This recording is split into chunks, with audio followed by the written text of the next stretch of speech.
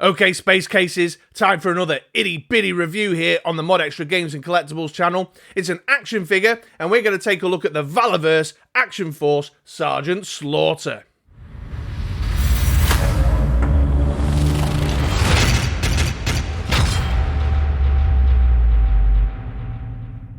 Here we go then, here is the Sergeant in the box. And it's quite a compact, smaller box there. Lovely window on the front there, just showing us the absolute embarrassment of riches that is the range of accessories that come with this figure. The least of which is the hat here that has fallen off my Sgt Slaughter in transit. Got the Action Force logo, Valaverse down here, the manufacturer of the figure, Sgt Slaughter on there. So looking pretty good on the front of the box. On the back, we've got this lovely nostalgic retro vibe here. Got the combat profile info card that you can cut out and keep. I don't know where they got that idea from. That's ingenious. We've also got the little action points, cut and save action points for future promotions. Loving that. I remember a time when I used to cut out the barcodes on my toys from Toys R Us to get promotions. And then photos of the other figures in the range. We've got the Action Force logo on one side here. We've then got a shot of Sgt Slaughter there, surveying the field, keeping an eye on his recruits, and then it's Wave 1, Figure 6, and then on the absolute bottom, we've just got all the usual, gubbins, blurb that we find on these figures. So let's crack it open, shall we? Get my finger under there, slide out the Sergeant. Let's have a quick peek in the box. Does that come out? I'd like to see if the backing cards come out to use in photos. Oh, yes, it does. Nice little kind of camouflagey coloured card there you can use if you like me and you like to pop them behind your figures when you take photos of them. Then the figure itself. So we've got this top section here. Let's peel that off. And then we've got, oh, there's like a shiny, like a giant sellotape sheet. And here we go. Here's the Sergeant. So loads of accessories here. Got his big old Bowie knife. Oh, ah! There it is. And then hands for days. Hands everywhere. Look at all these hands. We've got clenched fists, and we've got open palms, and we've got trigger fingers, more clenched fist action, pointy fingers, got the big old Dirty Harry revolver there. He's got his shades, these are taped in, great time to be a nail biter. There we go, the signature Sgt Slaughter shades, the hat which has come loose. The figure itself pops quite neatly out of the blister pack, although, ugh, hate that noise. Then we've got the foot stand. So look at that, lots going on in the world of Sgt Slaughter. Here we are then, here is Sgt Slaughter in all his unpacked glory. I've just stripped away all the kind of ancillary extras and focusing on the main figure itself at this moment in time. It's been quite a while, actually, since I recorded the unboxing section of the video. And I have to admit, I've been away and had a bit of playtime and a bit of posing time, and I've taken a few photos. But I've got a couple of notes on why it's not been perhaps as much as I have done with other recent figures I've picked up, and I'll elaborate on that a little later. But let's get into the meat of it. Let's take it step by step and share my thoughts on Sgt Slaughter from Action Force by Valaverse. Okay then, getting into the main body of the review then, I'm going to follow my usual 3A structure, the aesthetic, the articulation, and the accessories. So let's begin by talking about how Sgt Slaughter looks. And if you are a regular viewer of my channel, I know there's not many of you out there, but there is a handful, then you will possibly notice that the lighting in my light box is not as bright as usual. And there is a reason for that. It's because the first thing you realise when you open up your Sgt Slaughter, and I particularly realised when I had the lighting in my light box turned up to the max, is how shiny the plasticky elements of the figure are. And I realise it's made of plastic, but when you compare it to things like G.I. Joe Classified series, the shiny plasticiness really stands out. If I bring him a bit closer there, you can really see what I'm talking about, particularly here in the chest, above the vest line there. But you can also see the way the light is reflecting off his chin and his forehead. I mean, I know he's bald. The plasticiness of the arms, there's some shininess here in the vest. And it just is a little bit too shiny for me. It's a bit too plasticky for me. I realise that by trade he's a wrestler. I don't know, maybe if someone from Valaverse ever watches this, they could drop me a line and let me know, is this supposed to replicate baby oil? a waxed baby oiled wrestler chest. I don't know.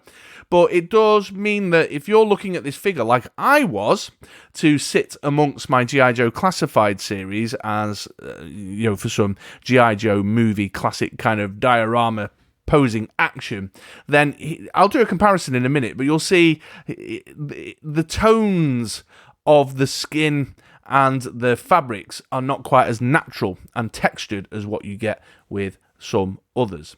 That said, I am doing it a little bit of a disservice because you can see some textural elements within the figure to give it some depth. The vest is a great example of that, where you can see the fabric lines within it. We've got nice creases and folds in the arm and in the jacket. Again, more texture in the camouflage pants and in the boots there. So I could be doing it a little bit of a disservice. I think it's just not as textured, not as much depth as I've come to experience with, say, the Hasbro line, the G.I. Joe Classified Hasbro line. There is a lot to like as well. There's some lovely details. I mean, look at the facial expression here for starters. It's got loads of character. It's Sgt. Slaughter all over. It's very neat and tidy. The paint apps on the eyes, the eyebrows, and the moustache are tremendous. But it's got something going on. It looks and feels like Sgt. Slaughter. We've also got the detail of the muscles. Some nice finer detail stuff like the belt and the belt buckle there. The jacket is a moulded piece across the top, so it's got a little bit of flexibility and flow to it. It doesn't look like it's hugging the body too much. You got these nice straps and these holsters and whatnot for his weaponry. And the boots are a nice cross between military boots and a wrestler's boots, which is a nice little touch. Getting in on a little bit of granular detail here, one thing I did notice, I don't know if you can see this very well in the lighting, but the paint app along the top line, the seam of the vest there, is skin coloured. It's a little bit untidy. I don't really notice it day to day, but in terms of closer inspection for the purposes of the video, I definitely noticed it. And one other little gripe here, they've got the hole in the jacket and then a peg hole in the shoulders there, in the centre of his back, which is clearly for accessory backpacks. And Valaverse do accessory packs that include, like tactical rucksacks and what have you. So I understand why they've put it on there, but there's been one or two photos I've been trying to take where I've had him stood at a bit of an angle, and you can see the hole and it just kind of stands out, and it's a little bit annoying when there isn't a backpack included to cover that hole up. But that's, I'm just being nitpicky there now. Also, just a quick look at his knife sheath here. This is one of those pros and cons kind of thing. Pros wise, I love the stitching lines and the shape of it. Got a lot of character, a lot of detail, nice attention to detail there. Cons wise though, drawback, out the box, it had this weird scuff mark on it, which I was a little upset about, and I haven't been able to remove, even with a little bit of spit. That's just what you needed to see on the video, wasn't it? Me sticking my wet finger on there. Overall, though, he's a good-looking figure. I'm being nitpicky, but you can't say it doesn't look like Sgt. Slaughter, doesn't say Sgt. Slaughter to you, doesn't feel like the military G.I. Joe version of Sgt. Slaughter. Although maybe I should say the Action Force version of Sgt. Slaughter. It's just that plasticky kind of shine that's, I don't know, it's just pecking my head a little bit. For a comparison point on what I'm talking about there, here is Sgt. Slaughter next to Flint from G.I. Joe Classified. Hopefully you can see kind of straight away the skin tone difference, much less shiny and plasticky in the skin tone areas on Flint by comparison. And hopefully you can also see what I mean by the sort of texture and the colour depth on the figure. Much less plasticky, much less shiny. And I would argue that Flint's sleeves are some of the shiniest in G.I. Joe Classified. And just for a further comparison point, here is Sgt. Slaughter with Beachhead. And you can see, again, I know it's a bit of a stretch, but in Beachhead's kind of skin tones there around the eyes, much less shiny by comparison in terms of the plastics. But also I chose Beachhead because you can see what they've managed to do with the seam lines in Beachhead's jumper compared to the seam lines in Valaverse's Sgt. Slaughter vest. Ultimately, though, I imagine that many of us can get past some of this plasticky, shiny feel. I mean, it's not like we haven't got other figures in our collections that look as plasticky. The thing is, it's got a lot of character. It just has loads of personality, and I think that far outweighs some of my irritations with the shininess. However, I am about to move into articulation, and I've got a few notes on that. Let's start by talking about above the shoulders. So the head then is on a ball joint with a hinge in the neck. This gives him good up, decent down despite the size of his chin. He's got some tilt either side, and the full Exorcist swivel experience. Not too bad at all. Moving on to the limbs then, and before I get into the arms and legs, a little side note on this guy. Like many of you watching this video, the minute I got my Sgt Slaughter unpacked, I wanted to start playing with my shiny new toy. And I did. I very quickly got into trying to play around with him, get to grips with the figure, have some fun, and put him into some cool little poses. But almost as quickly, I became very apprehensive, very nervous about posing the Sgt Slaughter. The articulation points were really rigid. I mean, extremely rigid. This isn't like a bit stiff out the box that you would experience with some other figures. This was inflexible, this was immovable, and to the point where I put him down and stopped playing with him. I was nervous and anxious about it, that I felt like the feedback the figure was giving me was saying, you're being too demanding, I'm about to break, particularly in the legs, around the spin, at the top of the thighs, and in the ball joint. So I had to give him a hot bath, and I did. I got myself a bowl of hot water, dropped him in the bath, followed the old Ziploc routine, soaked the joints, worked the joints, tried to do a little bit more, and I found after the first hot bath, he was a bit more movable, a bit more flexible. There was still some cricky-clacky noises and a little bit of resistance in the movement, but not as much that I was feeling quite as uneasy about it. However, after about a day, I went back to playing with him the following day, and I found that rigidity had returned, that the hot bath had done very little, and the working of the joints had done very little to loosen him up. The immediate effect was positive, but then the long-term effect wasn't. So I just did what, again, any of you guys watching would do, and dropped him in a hot bath again, and warmed up the legs, warmed up the arms. I was finding I couldn't get the left hand, to pop out, so I gave that a bit of heat with the hairdryer, and I worked the joints again. And in the short term, I found it loosened him up a bit. It was a bit more posable. I was able to take a few photos that I wanted to take, but within a day or two, that rigidity had returned. This is an extremely stiff figure, and after 2 hot baths and some hairdryer work, I'm still finding a sense of unease with the points of articulation, to the point where I'm afraid that I'm going to be breaking my figure, my brand new figure, and I'm just not sure how comfortable I am with that level of rigidity straight out the box. So even now, after those hot baths, I'm still getting a lot of creaky, anxiety-inducing tactile feedback from the figure. And as I kind of go through this section of the review, I'll show you some of the areas where I'm still struggling now, and listen out perhaps for a bit of the creaking that's going on. But to look at the arms then, the shoulders, a bit of a droopy T, but they get up to about there. There is a butterfly joint in the shoulders, so Sgt Slaughter can do a little bit of the hustle. Then we've got full 360 of the arms. Oh, can you see, like, stiff, and can you hear the creakiness? There's a swivel at the top of the forearm, top of the bicep. We've got a double elbow, although it only kind of goes that far. And then we've got a bit of swivel in the wrist, and there's a hinge for some up and down, although that's very tight, very stiff there. In the main torso area, there's kind of 2 key points of articulation here. We've got just below the chest there, and then around the waistline. The chest does swivel, although again, the feedback, I don't know if you can hear that, those cricks and creaks, the feedback's not very good. The figure's a bit unhappy with me trying to move him like that. And then there's some swivel, as you can see, in the waist. You've also got some pretty decent forward and some fairly decent back. Onto the lower half now, looking at the legs and the groin. There's a single joint in here, and there's a ball on each of the hips. No drop down though, like you get with G.I. Joe Classified, but he has got decent forward.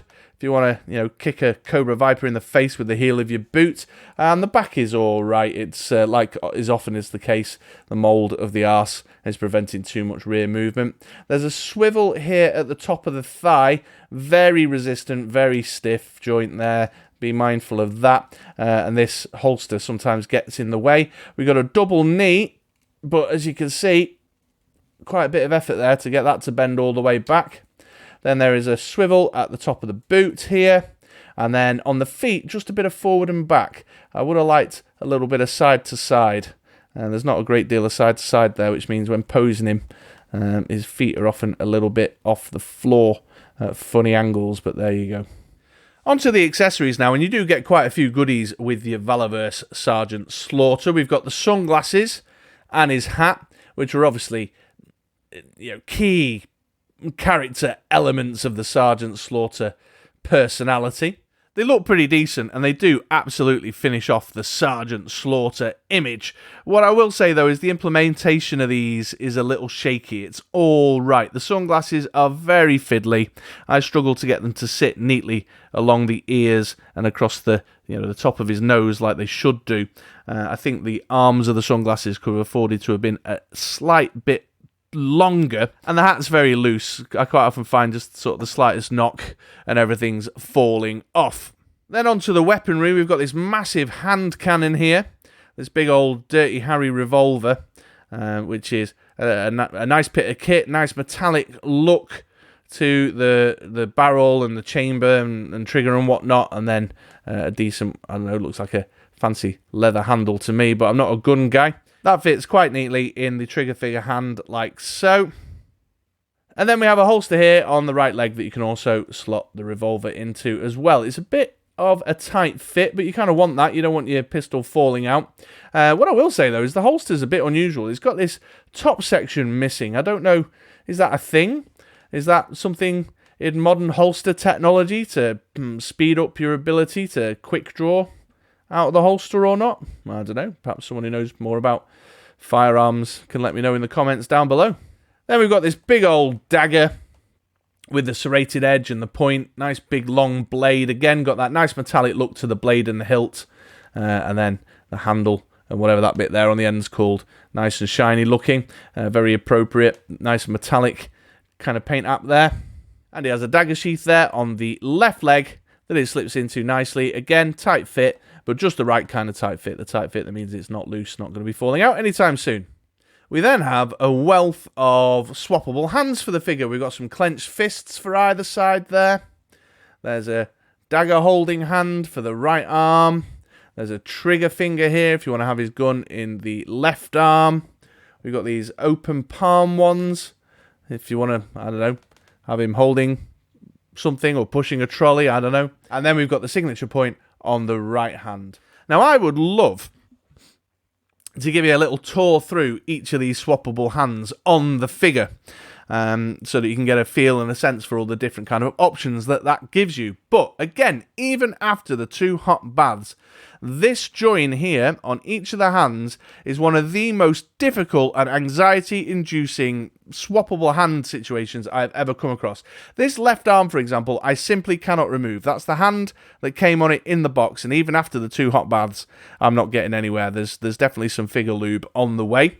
I did manage to swap the right hand out for the trigger finger, but one small note there, I can't get it back in as neatly as the first hand that was on the figure. It's very resistant, very tight, and just makes me worried I'm going to damage my figure somehow. And finally, on the accessories, we've got this cool little Action Force foot stand here. Got this sort of metal walkway, industrial walkway kind of look and feel to it, which is kind of sweet. Got the Action Force logo in there, and then there's 4 foot pegs that you can attach your figure to. However, once again, I've got to share a bit of a criticism. He's got a hole in both of his boot heels, but the fit is really, really tight. I can't get the figure all the way down onto those foot pegs without an awful lot of effort. And again, to use the repeater phrase, I find it extremely anxiety-making.